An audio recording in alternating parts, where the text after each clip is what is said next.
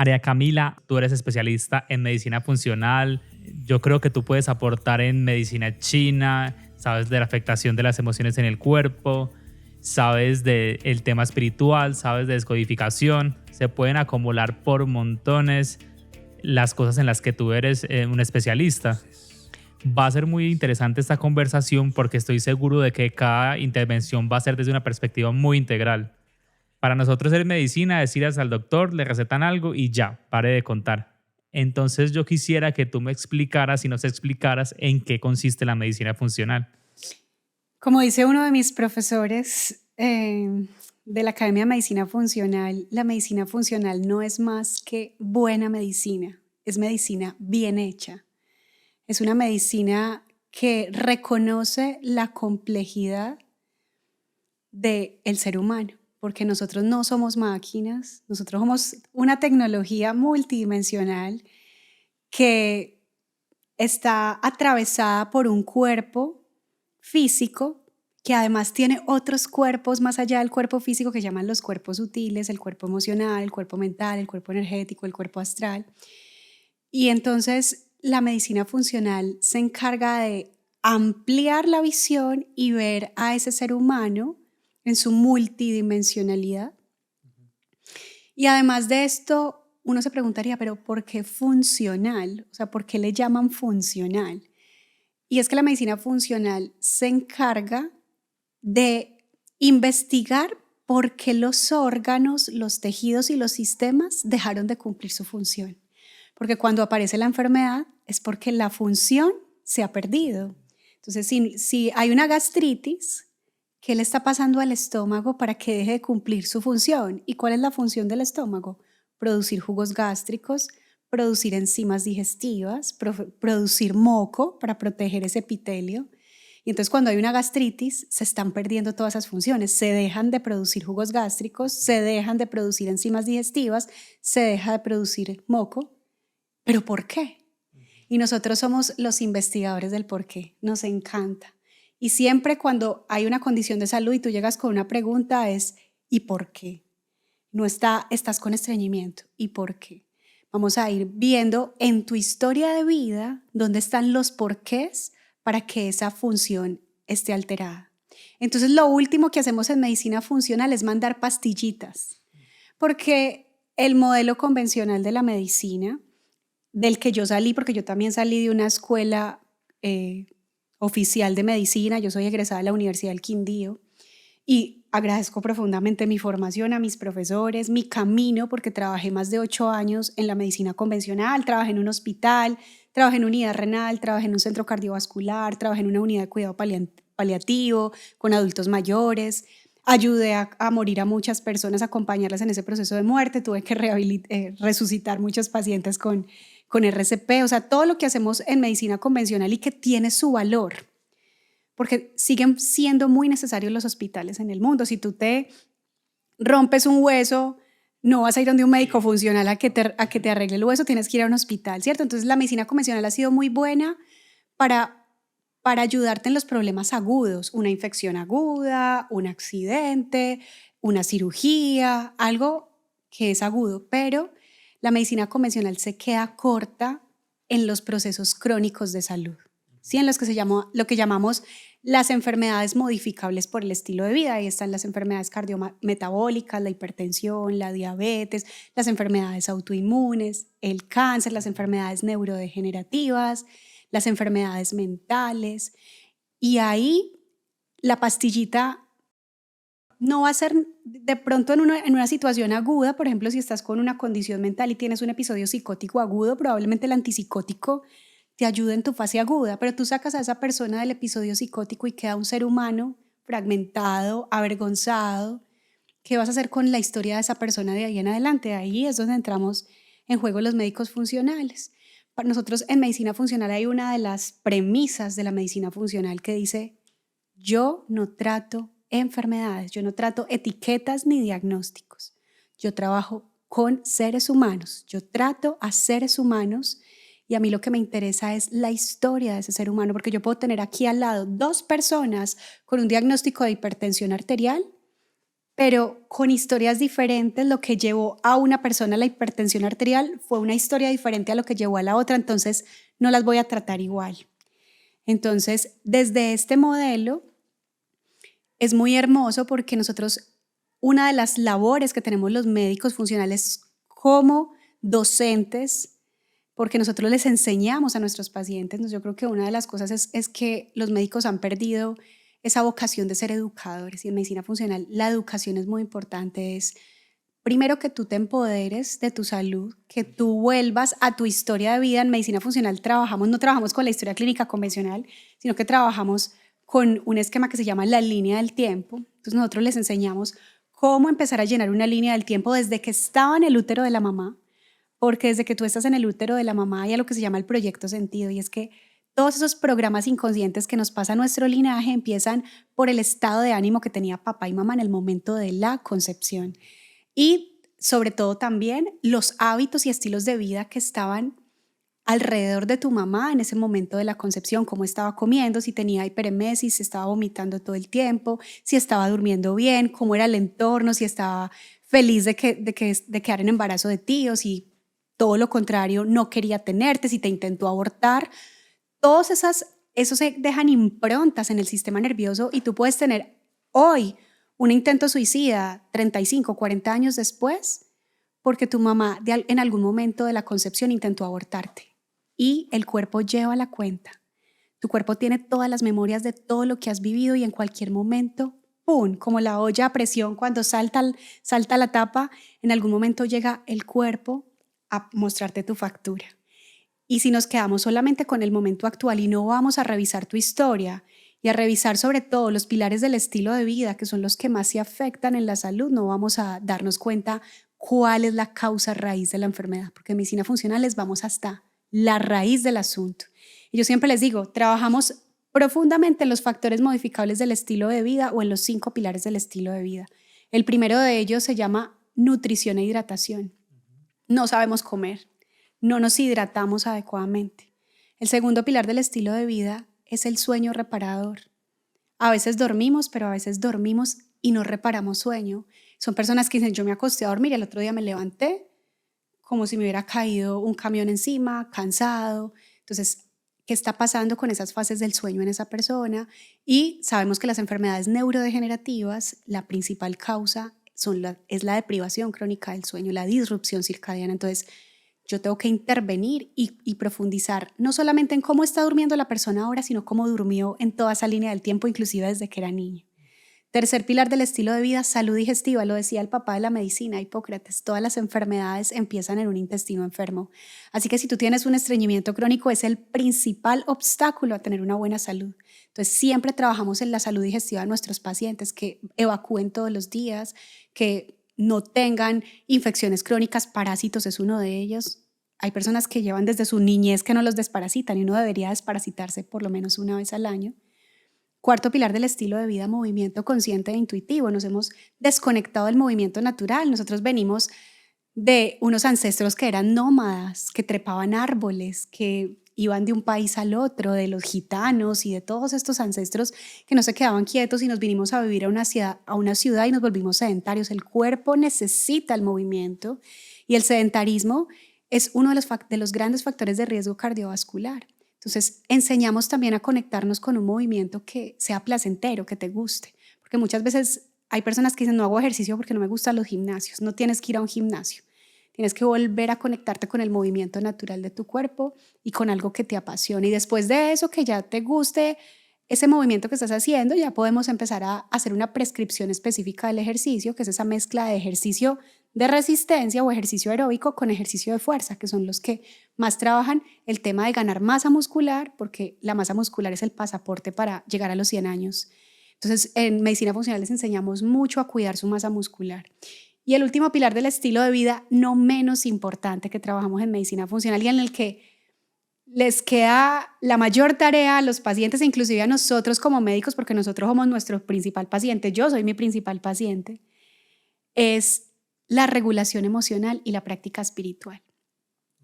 Porque a veces creemos, yo he tenido pacientes que son los pacientes 10, que llegan y se comen las 9 a 13 porciones de frutas de todos los colores del arco iris. Yo les enseño mucho la importancia de incluir todos los colores del arco iris en el plato, que se toman la cantidad de agua que se debe tomar en un día, que son 30 mililitros multiplicados por los kilos de peso que tú tengas. Entonces, si tú pesas 60 kilos, 6 por 3, 18, deberías tomarte mínimo 1.800 mililitros de agua al día, que lo hacen, que tienen una buena salud digestiva, que duermen bien, pero que están con unos problemas emocionales terribles, están peleados con la suegra, odian al vecino, están en un trabajo que odian, mantienen un nivel de negatividad en su cabeza, que son catastróficos, que creen que todo lo peor les va a pasar a ellos o que a todo el mundo les va bien y a ellos mal. Y este tipo de personas, que yo es lo que yo hablo, el determinismo psíquico, es la forma de ver el mundo, la forma de percibir el mundo, influye muchísimo en las condiciones de salud que tú vas a tener, y hay que voltear a mirar ahí. Es más fácil, hay personas que dicen, es más fácil aprender a meterle más verduras a un plato que aprender a observar mis propios pensamientos y a darme cuenta cuáles me están autosaboteando. Entonces ahí por supuesto metemos la práctica espiritual, que puede ser cualquiera: meditar, hacer yoga, hacer paseos en la naturaleza, porque es lo único que ha demostrado que puede regular ese sistema nervioso. Porque hoy la gente vive en hiperactivación simpática. El sistema simpático es el que nos pone a estar en actividad todos los días. Las personas workaholics que trabajan de 8 a 5 y se llevan trabajo a la casa, ese sistema nervioso está aceleradísimo, produciendo cortisol, adrenalina, noradrenalina. Esto nos intoxica, estas hormonas del estrés nos intoxican. Hay personas que se vuelven adictas a las hormonas del estrés porque son muy estimulantes. Y se nos ha olvidado la contraparte, que es el sistema parasimpático, el de relajación, donde el principal regente del sistema parasimpático es un neurotransmisor, una neurohormona que se llama la acetilcolina, y el nervio más importante de la relajación del cuerpo, que es el nervio vago, que ellos se activan cuando tenemos prácticas de contemplación, de meditación, de silencio. Entonces, ahora meditar no es un lujo, es una necesidad para tener buena salud. Y ahí se resume en muy pocas palabras mucho de lo que hacemos en medicina funcional. Tremendo. Es que pensaba mientras te escuchaba.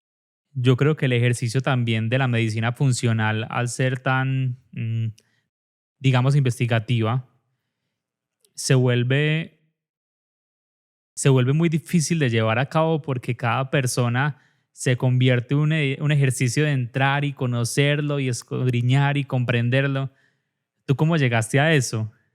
A esa determinación de decir, yo quiero dedicar mi vida a comprender y a conectarme con las personas de una manera tan integral. Sí, yo creo que, y esto pueden estar de acuerdo muchos colegas que trabajan al igual que yo la medicina funcional, y es que yo he sido mi paciente cero. Yo no puedo ir a trabajar con otros seres humanos si no he conocido y reconocido mi propia condición humana y mis propios retos como ser humano y mis propios retos en mi propia salud. Y para mí la medicina ha atravesado mi vida desde niña, porque yo fui una niña muy enferma. O sea, toda mi vida, yo me recuerdo hasta mis 27 años que apareció la medicina funcional en mi vida, me recuerdo una mujer muy enferma, y que yo entré a estudiar medicina de alguna forma para entender mis propios problemas de salud, para ayudar, porque también vengo de familias, de un linaje de mujeres muy enfermas. Por ejemplo, en mi familia todos son diabéticos. Tengo un tío que murió por complicaciones renales de su diabetes, tuvo diálisis, al final un SB, falleció. Y otro tío que quedó cieguito por la diabetes. Bueno, primero todo lo que estaba pasando alrededor mío y en mi propia salud.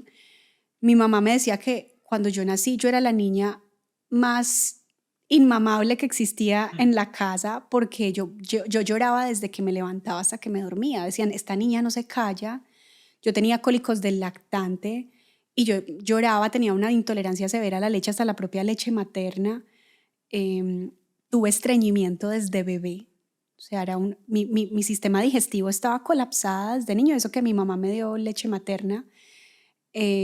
Hacía otitis a repetición. Yo recuerdo que en mi niñez yo mantenía con dolor crónico de oídos, y porque después, entendiendo, vivía en un ambiente de violencia intrafamiliar y me dolía el ruido que escuchaba alrededor en mi entorno familiar.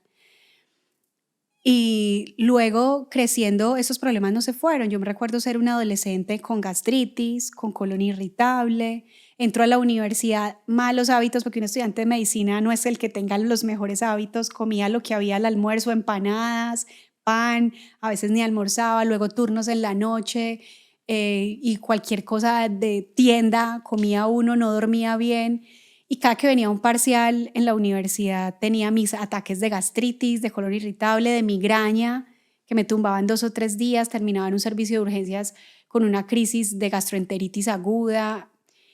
Y lo más terrible ocurrió cuando yo tuve 18 años, que empezó en mí unas ideas fijas de muerte, de quererme morir, de no servir para nada. Me sentía inútil, me sentía que estorbaba en el mundo, y yo estaba ahí empezando 4º semestre de medicina, y sabrán las personas que han vivido depresión mayor o que han tenido alguna vez ideación suicida que eso nubla completamente el pensamiento y la muerte se vuelve una obsesión. Y pues afortunadamente llegué a la planeación suicida, ya sabía con lo que iba a quitarme la vida, pero no logré ejecutarlo, o sea, no llegué hasta el intento suicida, pero sí a un nivel que mi familia ya sabía que lo iba a hacer, y afortunadamente tuve el apoyo de ellos y tuve que estar hospitalizada a mis 18 años en una clínica psiquiátrica, tomar medicamentos psiquiátricos, luego salir de esa experiencia completamente avergonzada, además porque estudiaba en una facultad de medicina que era muy pequeñita, todos sabían lo de todos, entonces todos sabían que la niña había estado hospitalizada en una clínica psiquiátrica y que iba a volver otra vez a reincorporarse a la universidad. La sensación de vergüenza, de yo sentirme incorrecta, inadecuada, errónea, me acompañó por mucho tiempo, porque siempre además me consideré que era una persona que veía el mundo diferente, que siempre me gustaba entenderlo todo a profundidad. Me gradué de la universidad, empiezo a trabajar en la medicina convencional. Al principio uno está en un ambiente nuevo y como que le gusta, pero empiezan a pasar los años y yo decía, no es posible que a mí me lleguen personas ya infartadas, tomando 5, 6, 7 medicamentos, a una persona que ya se le dañó el riñón en una máquina de diálisis y que tenga que estarse sentado 4 horas 3 veces a la semana y yo no pueda hacer nada por esta persona, o sea, solamente mandarle medicamentos para que controle un poquito, pero empezó una frustración severa de esto no puede ser la medicina que yo estudié. Y yo sigo enferma, ahí todavía no, apenas estaba en embarazo de mis primeros hijos, a los mellizos, y yo empecé con esa frustración tan terrible, cambio de trabajo, me voy a una unidad cardiovascular, también enfermos del corazón que ya venían a cirugía de revascularización cardíaca, y yo decía, tiene que haber otra manera de yo poder ayudar a las personas desde la otra esquina. Yo no quiero estar en el lugar de las secuelas donde ya no hay nada que hacer, donde ya la parte estructural de los órganos se afecta. Yo quiero estar en el inicio. ¿Qué haría yo si yo hubiera llegado a la vida de esas personas 10, 20 años antes? ¿Será que se hubieran evitado esa cirugía de corazón abierto? ¿Será que se hubieran evitado estar sentado en una máquina de diálisis? Y cuando uno pide, el cielo responde, porque yo siempre les digo, la transformación en nuestra propia vida empieza cuando empezamos a hacer las preguntas correctas. Y un día, así de repente, me sale un video en YouTube sobre medicina funcional. O sea, yo creo que eso lo mandó el cielo. Y yo estaba en la dieta de mis hijos, ya habían nacido, y yo tenía mi sistema digestivo peor que lo que antes de ser mamá, porque pues aprender a ser mamá con 2. Y empecé a estudiar, y justamente me llegó un video sobre problemas digestivos, sobre gastritis, sobre el enfoque de medicina funcional, sobre no tomes omeprazol, porque yo tenía lo que había aprendido en la universidad, toma omeprazol, y decía todo lo contrario, no tomes omeprazol, que esto va a empeorar, porque te va a pagar más la producción de jugos gástricos, de enzimas digestivas. Y yo decía, ¿cómo así? Esto es disruptivo, esto no fue lo que me enseñaron en la universidad. Y empecé en esa profundización y yo dije, wow, no es tapar los síntomas con pastillitas que te distraen los síntomas, pero no los están quitando de la raíz, sino es ir a mirar qué es lo que está pasando y rehabilitar la función del órgano, para tú no tener que depender de ningún medicamento ni de ningún suplemento. Y yo dije, esto yo creo que era la medicina que yo quería estudiar cuando entré a la facultad de medicina. Y empecé por ahí y se abrió un nuevo universo de que lo primero que pasó conmigo fue que empecé a rehabilitarme yo como mi paciente de cero de todas mis enfermedades. Me sané de la gastritis, del colon irritable, una migraña que me ha acompañado toda mi vida. Yo desde los 27 años no volví, o sea, yo llevo 9 años que no he vuelto a tener ninguna crisis de migraña desde que me di cuenta de lo que causaba realmente la migraña, las sensibilidades alimentarias, la disfunción mitocondrial, y empecé a revertirlo desde la raíz. Y yo después dije, no, esto lo tiene que tener todo el mundo. Me sané de un estreñimiento de toda la vida. Yo me demoraba 4 o 5 días para ir al baño, y yo empezar a ver que ya iba todos los días al baño. Yo decía, esto no puede ser posible. Hemos normalizado la enfermedad. Hay gente que normalizó ir al baño cada 3 o 4 días. Hay gente que normalizó levantarse todas las mañanas con un dolor de cabeza. No podemos normalizar la enfermedad. Hay que volver a reclamar la soberanía que tenemos en esa salud perfecta que es nuestro derecho de nacimiento. Pero tenemos que alinearnos con nuestra biología y con esos hábitos poderosos que son los que honran esta tecnología multidimensional que es nuestro cuerpo. Pero yo sí creo que lo que más le hace daño al ser humano es la ignorancia, y mirar la ignorancia desde un lugar de compasión, porque es que a veces hacemos lo mejor que podemos con las herramientas que tenemos, el conocimiento y la información que tenemos. Y como dice uno de nuestros grandes filósofos y científicos de la antigüedad, Albert Einstein, locura es creer que haciendo lo mismo vas a tener resultados diferentes. Y si tú a veces tienes una situación de salud que no cambia, yo creo que la primera pregunta que nos deberíamos hacer es ¿qué debería ser diferente? Entonces, cosas muy cotidianas y que son muy culturales, que están enraizados en nuestra programación colectiva, yo pienso que es el tema, y volvemos a los pilares del estilo de vida. En el tema de la alimentación hemos, por ejemplo, normalizado comer azúcar todos los días. Es normal que le demos a nuestros hijos al desayuno todos estos cereales de colores que tienen una cantidad de azúcar, y recordemos que el azúcar es más adictiva que la cocaína. Hicieron un estudio en ratones que mostraron que activa 9 veces más los receptores de adicción que la propia cocaína. Con una ratica, la ratica les ponían una llavecita con cocaína y una llavecita con azúcar, y ellas siempre preferían ir a la recompensa con el azúcar en vez de la cocaína, y las volvía como mansitas, como sumisas. El azúcar nos altera nuestra capacidad de raciocinio, ese sentido crítico. Entonces, nosotros no deberíamos comer más de 25 gramos de azúcar al día, los adultos. Ustedes saben cuánto tienen un solo juguito de cajita. Un solo juguito de cajita puede tener 20 gramos de azúcar. Con un solo juguito de cajita ya te comiste el azúcar del día, y si no le vas a sumar el bomboncito, la chocolatina, el postrecito. Entonces, siento que una de las transformaciones más poderosas que una persona que apenas entra en este mundo del bienestar, es esa transformación que puede hacer en su salud, es empezar a quitar el azúcar de su vida, dejar de comprar azúcar blanca, azúcar morena, panela, que todos son la misma azúcar disfrazada de saludable. Y empezar a enamorarnos del sabor propio de los alimentos. O sea, si te gusta comerte una fruta y la fresa, tú desintoxicas tus papilas gustativas y la fresa ya te va a saber dulce. Una persona adicta al azúcar, la fresa no le sabe dulce, necesita echarle azúcar a la fresa o leche condensada. Entonces, pienso que una de esas. Segundo, pensando en el tema del sueño, los cronotipos. Hemos normalizado acostarnos a dormir tarde. ¿Tú a qué horas te acuestas a dormir? Pues depende. Yo la verdad me acuesto a dormir, me quedo dormido por ahí a las 10, pero me voy a dormir a las 11 porque me quedo dormido frente al televisor.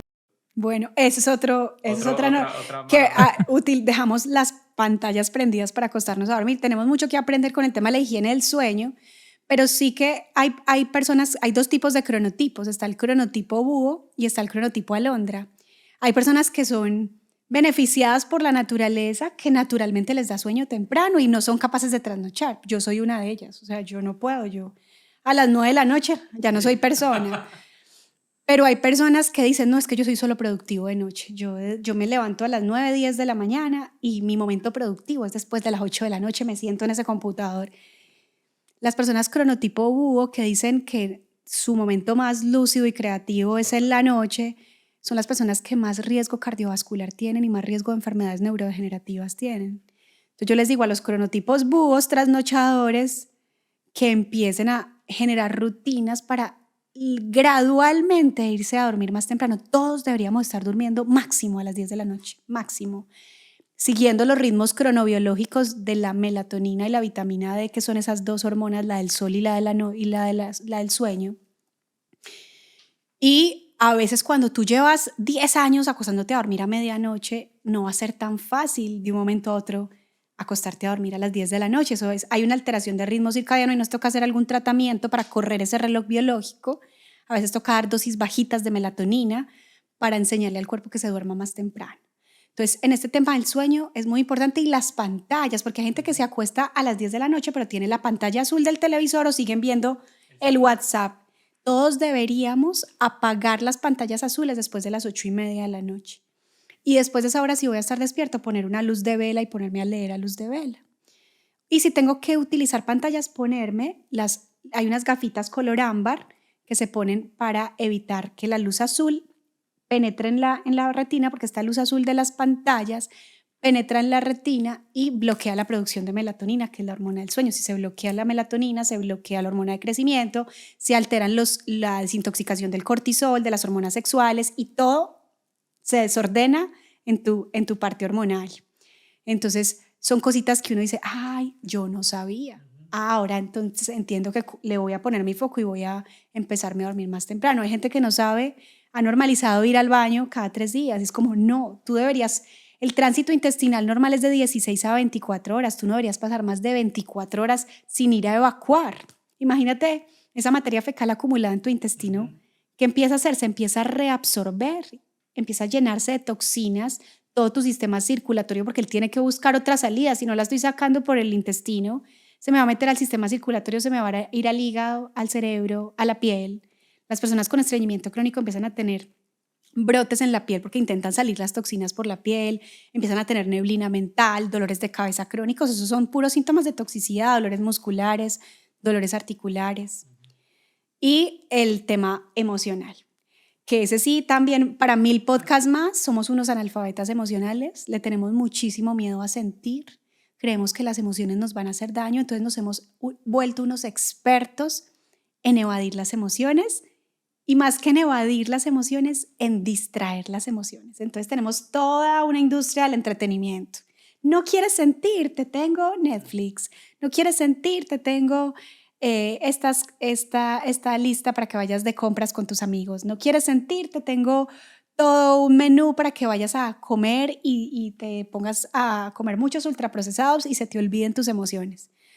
Entonces siento que afortunadamente estamos en un momento de la vida donde las personas están despertando. ¿No lo has sentido así? Como que las personas están empezando a hacerse nuevas preguntas, y ya desde que tú empiezas a hacerte las preguntas correctas, la vida lentamente te dará las respuestas. Y una de mis recomendaciones es: aprendamos a cuestionar nuestra vida. Aprendamos a cuestionar si lo que yo creo que es eso que siempre he utilizado para cierta cosa no podría ser para otra. Por ejemplo, y esto lo aprendí con uno de mis maestros de meditación. Él me decía, ¿quién te enseñó a cepillarte los dientes? Pues mi mamá. Entonces, ¿tú crees que hay que cepillarse los dientes o no? No, pues sí. ¿Y qué pasaría si yo te dijera que no hay que cepillarse los dientes, o que hay otras alternativas a cepillarse los dientes? Uno como que nunca lo he pensado así. Es como que muchas cosas de la vida las hemos dado por sentados y nos hemos olvidado de interrogarnos y autoindagarnos de esas cosas cotidianas que nos ocurren. ¿Qué pasaría si esto lo hiciera de otra manera de como lo siempre lo haría?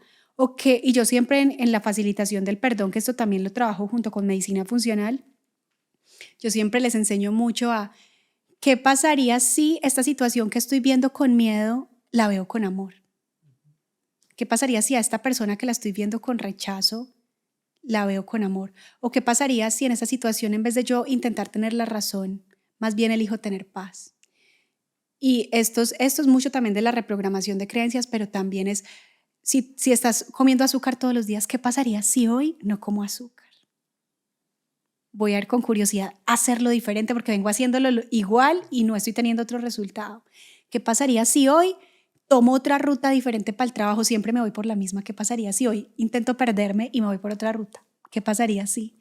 Y yo pienso que el camino de la autosanación y el camino del autodescubrimiento y del autoconocimiento del ser empieza por hacernos nuevas preguntas y con curiosidad acercarnos a la incertidumbre, porque desde que no nos hagamos amigos de la incertidumbre y confiemos en hacer nuevas cosas, pues no vamos a tener transformaciones profundas en nuestra vida. Cami, ahorita que hablabas de de las emociones y del cuerpo, y cuando nos introdujiste diciendo que somos multisistémicos, si a veces es difícil pensar que el cerebro puede estar conectado con el intestino, sí que puede ser más difícil pensar que las emociones están conectadas con el cuerpo físico. Esto es muy disruptivo también y para muchas personas puede sonar descabellado, sobre todo los que son muy escépticos dirán, ¿usted qué me va a decir que el resentimiento es el que me tiene este hígado enfermo y que yo tengo un hígado graso por resentimiento? No me venga usted a echarme pajazos mentales. Y yo les digo, sí, esto lo dijo la medicina china hace más de 2000 años. La medicina china es la medicina más antigua de la humanidad. Y la medicina china nos dejó una gran lección.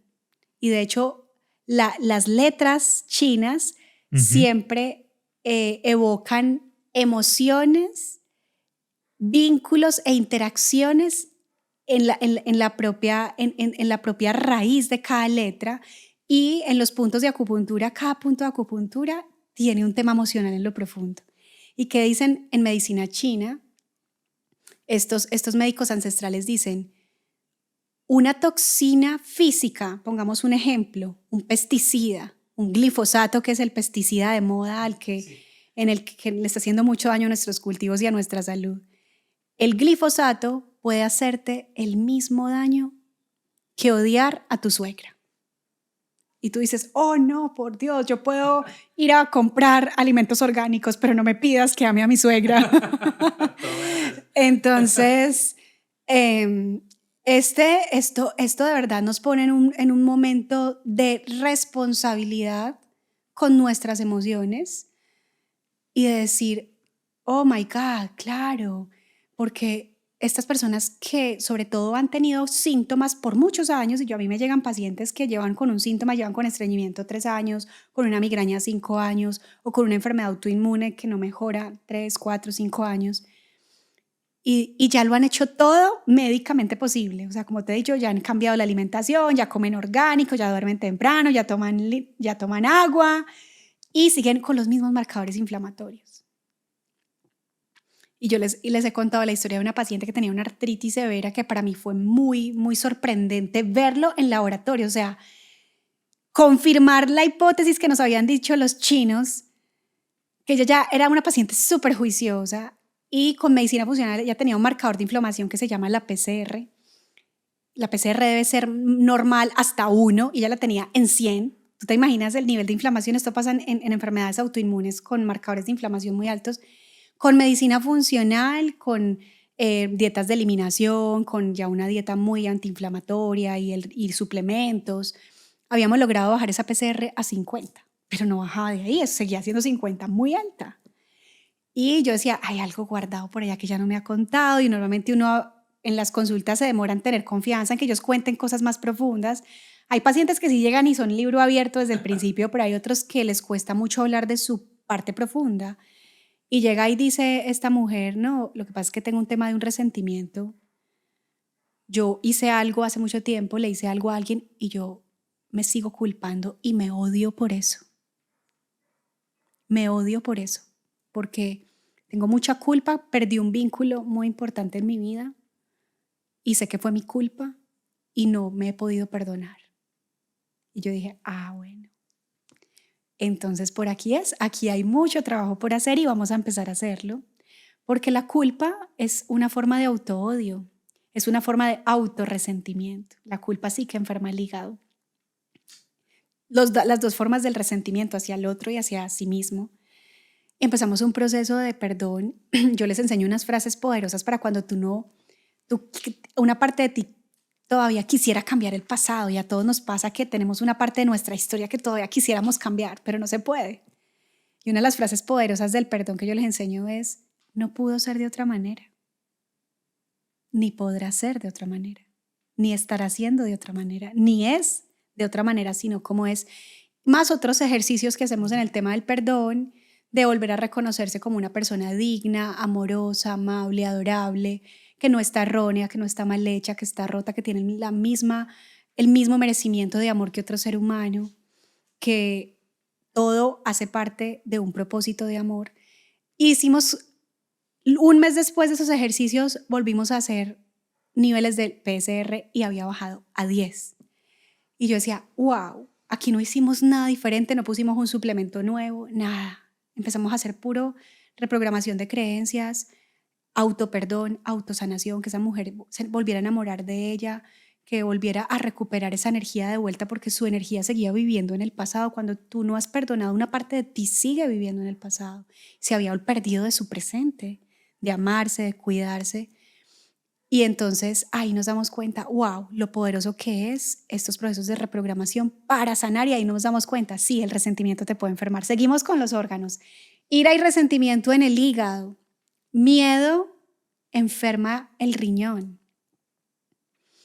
Tristeza y melancolía enferman los pulmones. Manía e euforia enferma el corazón. Y pensamientos obsesivos y rumiantes enferman tu vaso. Y el estrés crónico, tu sistema digestivo, sobre todo estómago e intestino. Entonces, por eso es que es tan importante a la hora de cuando alguien me llega con un diagnóstico, o a veces yo tengo conferencias, charlas, y llegan los pacientes diciendo, doctora, ¿qué es bueno para la gastritis? Doctora, ¿qué es bueno para la hipertensión? Y yo les digo, ¿quién es la persona que tiene esa gastritis? ¿Quién es la persona que tiene esa hipertensión? Acá no manejamos protocolo, aquí no me diga, recomiéndeme qué hay de bueno porque ese es el paradigma convencional que te decía que había una pastica que te solucionaba la vida y entonces había una pastica para todo, ¿no? Aquí es quién es la persona y cuál es su historia. Entonces, ¿cuál es toda la dimensión de tu vida? Desde cómo has comido, desde cómo has dormido, desde cómo ha sido tu digestión, desde cuál ha sido el entorno en el que te has movido, cómo ha sido tu movimiento y cuáles son esas emociones represadas en tu cuerpo que no te has dado la oportunidad y el permiso de sentirlas, porque finalmente todo el mundo cree que es la emoción la que enferma. Entonces tú dirías, es la ira la que enferma el hígado. No, es la ira no sentida y atravesada la que enferma el hígado. ¿Es el miedo el que enferma el riñón? No, es el miedo no sentido y atravesado el que enferma el riñón. ¿Es la tristeza la que enferma el pulmón? No, es la tristeza no sentida la que enferma el pulmón. Y uno ve, por ejemplo, y esto pasa mucho con las personas que sufren de asma o de procesos bronquíticos crónicos, son personas que casi nunca se permiten llorar. Así que las lágrimas que no botan por acá, las bota en forma de moco tu pulmón y tus bronquios. Entonces uno empieza a darse cuenta que tenemos un gran trabajo muy bonito, a mí me apasiona un montón, de enseñarle a las personas que ninguna emoción va a hacerte daño y que esas emociones las puedes tener represadas y atrapadas hace 20 años, pero nunca es tarde sentirlas, porque siempre sanamos en presente. Entonces el trabajo que hacemos en ir al pasado, a ver toda esa línea del tiempo, de toda tu historia de vida y todo lo que te ha atravesado, lo que te ha dolido, lo hacemos es para traer esas emociones que están ahí atrapadas en el pasado, traerlas acá, en un lugar seguro donde el terapeuta te presta tu sistema nervioso, porque a veces sentirlas tú solito no estás preparado y dices, no, qué susto volver a sentir ese miedo. Pero probablemente si hay un terapeuta a tu lado que te presta su sistema nervioso, eso se llama corregulación, como cuando una mamá abraza a su bebé llorando, el bebé se empieza a calmar. ¿Por qué se calma? Porque la mamá está calmada. Y ese sistema nervioso de la mamá calma, eso hacemos los terapeutas. Tú tienes miedo, tienes terror de sentir ese miedo, pero yo voy a estar aquí acompañándote a sentir ese miedo, entonces ya no lo vas a sentir tan terrible y vas a poder atravesar miedos de hace 10 años, de hace 15 años, de hace 20 años, y ese riñoncito va a empezar a sonreír después de que estaba colapsado con cualquier condición de salud. Esto es lo hermoso de trabajar la medicina mente-cuerpo, o de trabajar esta medicina multidimensional o tridimensional, mente, cuerpo y alma. Cami, y el perdón. Bueno, este es un tema muy hermoso y que debemos resignificarlo, porque en esta sociedad nos han enseñado un perdón que nosotros le llamamos como el perdón del mundo y el perdón del espíritu o el perdón no dual. Son dos tipos de perdón diferentes. El perdón del mundo es el que nos enseñaron que yo perdono pero no olvido, yo llamo, o que la mamá le dice al niño, pídale perdón a su hermanito, lo siento hermanito, ¿cierto? O que uno llama y dice, lo siento, no lo debía haber hecho, y el otro dice, tranquilo, lo perdono, pero yo soy superior a usted. Ese perdón que siempre la persona que comete el error queda por debajo moralmente que la que lo está perdonando. Y eso ha pasado en muchas relaciones, que hay una infidelidad y entonces la pareja perdona a su esposo infiel, pero luego lo sigue lo sigue haciendo quedar mal, porque es que recuerde que usted me puso los cachos, entonces usted ahorita tiene que hacer lo que yo diga. Esto nos pone en situaciones de jerarquías en las relaciones que generan mucho dolor a largo plazo. El perdón del espíritu, o lo que llamamos el perdón no dual, que es el perdón Advaita. Advaita es una palabra que significa conciencia de unidad. Nos reconoce como que tú eres una parte de mí y lo que yo te hago a ti, me lo estoy haciendo a mí. Y que si tú sufres, yo sufro, y que si tú sanas, yo sano. Por tanto, mi relación contigo es una expresión de mi relación conmigo mismo. Entonces, cuando yo tengo algo contra ti, es porque realmente tú me estás dando el regalo como un espejo de ver algo que tengo contra mí que no he visto, porque es muy difícil para el ser humano reconocer sus desajustes de conducta o sus errores o sus zonas oscuras o lo que llamaríamos la sombra.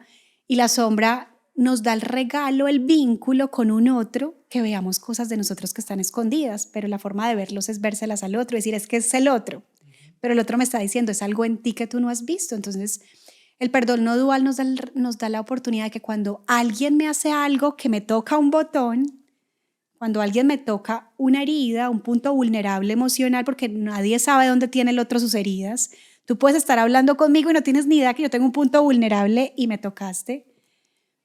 ¿Qué es lo que hacemos automáticamente? Y eso es muy humano, de toda la culpa tirársela al otro. Es que el otro me hizo, es que el otro me dijo, es que... Pero cuando yo veo que el otro me está dando la oportunidad de ver una herida y que esa herida está ligada a mi sistema de creencias y mi forma de ver el mundo, me doy cuenta que lo que yo perdono no son personas. Yo perdono creencias y formas de ver. ¿Para qué? Para que a través del otro pueda conocerme mejor. Así que el otro se vuelve, cada que yo perdono a un otro me da el regalo de conocerme más. Entonces te doy un ejemplo que te lo contaba hace un rato. Quedamos tú y yo de vernos a las 5 de la tarde en una cita y tú no llegaste. Pasó las 5:30, no llegó, pasó las 6 de la tarde, no llegó y al final no llegó. Me llamaste a disculparte, no, lo que pasa es que tuve un accidente a última hora, yo sí quería ir, pero tuve que resolverlo de este accidente. Como somos expertos en sentirnos ofendidos por todo, porque eso también es mucho del cuerpo de dolor colectivo, va a decir, usted es un hijo de pan, yo conmigo no vuelva a contar y no me vuelva a invitar y esto que íbamos a hacer ya no. Y entonces ahí inmediatamente estás gestando un resentimiento en tu hígado porque ni siquiera viste el punto del otro. El perdón del mundo te diría, llámelo al otro día, pues lo perdono. Pues sabe que volvamos y nos reunimos la otra semana, pero ya no le voy a hacer esto y esto. Entonces usted ha visto que ponen condiciones cuando perdonan. Pero ya le voy a cobrar más o bueno, cualquier cosa como buscando venganza. Ese perdón del mundo busca venganza, como tú me hiciste algo, ahorita yo también voy a hacer que te duela. ¿Qué hace el perdón no dual? Va a decir, inmediatamente me doy cuenta que eres un espejo, que eso que me dolió no es nada tuyo, sino es algo mío. Entonces yo voy a voltear el espejito para mí y voy a decir, ¿por qué me dolió tanto que no me cumpliera la cita? ¿Por qué me descompensé tanto? ¿Qué está pasando aquí? Entonces, inmediatamente en la facilitación del perdón lo que hacemos es que cuando uno empieza a preguntarse el por qué me está doliendo y saco al otro de la ecuación, el otro no me hizo nada, nunca estoy disgustado por la razón que creo, y esa es una de las frases de un curso de milagros, de cuando algo te da rabia, no te da rabia por lo que crees que te dio rabia, hay que ir profundo. Y empiezas a recordar momentos de la vida donde te hacían sentir invisible, donde tu mamá te ignoraba, tu papá te ignoraba. Entonces inmediatamente dices, claro, es que me sentí ignorado porque mi mamá siempre que yo me prometía algo, me decía, mijita, hoy por la tarde te voy a llevar a jugar. Llegaba la tarde y nunca me llevaba a jugar. Él me está mostrando este dolor de sentirme invisible, no vista, no importante.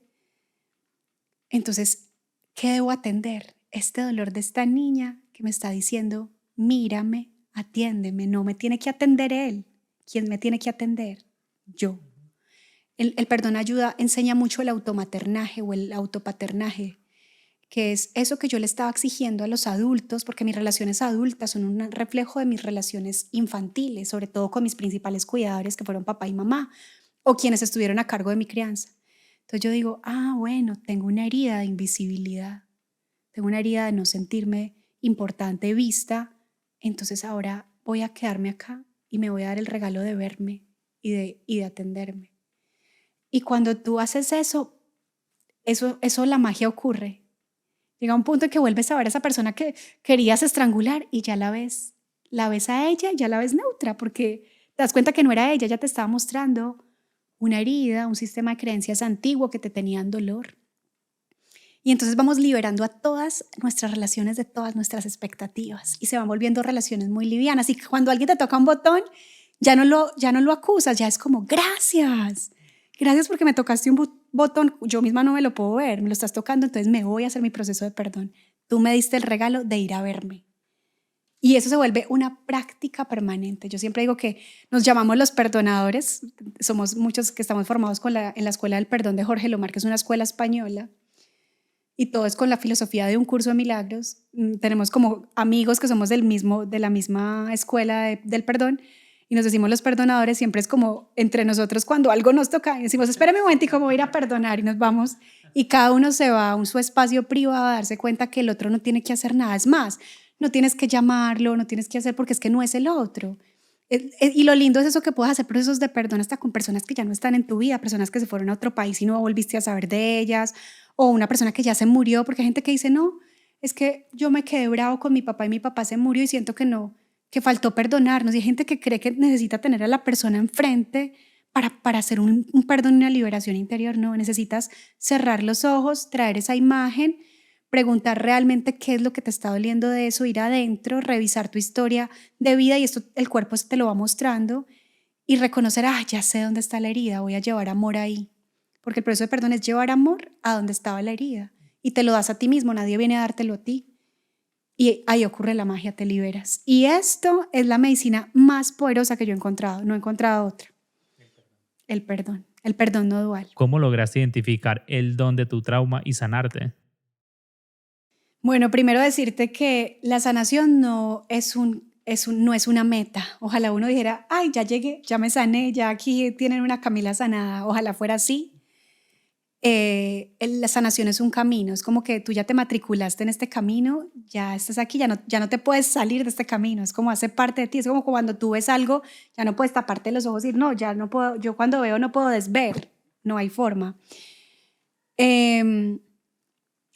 Pero sí siento que en este camino de autosanación, y más yo lo hablaría como lo dice Anthony de Melo, que ha sido uno de mis autores favoritos. Él habla mucho, él tiene un libro de hecho que se llama El camino de la autoliberación interior. Yo pienso que más que sanarnos es como si nos estuviéramos liberando de un montón de capas que no nos permiten ser quienes realmente somos, y yo pienso que el camino de la sanación es el camino de la autenticidad y de la honestidad. Pero sí que hay momentos completamente